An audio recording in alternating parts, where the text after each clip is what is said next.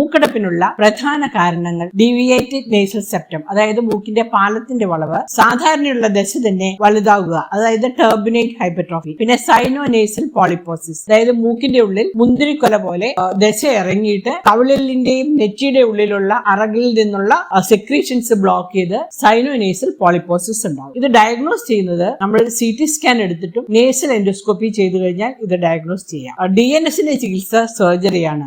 ദശകളുടെ ചികിത്സ രണ്ട് തരത്തിലുണ്ട്. ഒന്ന് മെഡിക്കൽ ട്രീറ്റ്മെന്റ്, ഒന്ന് സർജിക്കൽ ട്രീറ്റ്മെന്റ്. മെഡിക്കൽ ട്രീറ്റ്മെന്റിൽ നമ്മൾ നോസിൽ ഉപയോഗിക്കുന്ന സ്പ്രേ ആണ് ഉപയോഗിക്കുന്നത്. അതിന്റെ കൂടെ തന്നെ ആന്റിഹിസ്റ്റമിൻസ് കൊടുക്കും. എന്നിട്ടും റെഡി ആയിട്ടില്ലെങ്കിൽ CT സ്കാൻ എടുത്തിട്ട് സർജറിയാണ് നെക്സ്റ്റ് ഓപ്ഷൻ. എൻഡോസ്കോപ്പ് ഉപയോഗിച്ചിട്ട് മൈക്രോ ഡീബ്രൈഡർ ഉപയോഗിച്ച് അറകളിൽ സൈനസിന്റെ ഉള്ളിലുള്ള ദശകളെ വരെ റിമൂവ് ചെയ്യും. ഓപ്പറേഷൻ കഴിഞ്ഞു കഴിഞ്ഞാൽ നമ്മൾ ഈ സ്പ്രേ കുറച്ച് നാൾ കൂടി ഉപയോഗിക്കേണ്ടി വരും. അതിന് കോസ് ആയിട്ടുള്ള അലർജി നിലനിൽക്കുന്നത് കൊണ്ട് വീണ്ടും ഉണ്ടാകുന്ന ഒരു ചാൻസ് ഇല്ലാതിരിക്കാൻ വേണ്ടി ഈ നേസൽ സ്പ്രേ വീണ്ടും ഉപയോഗിക്കണം.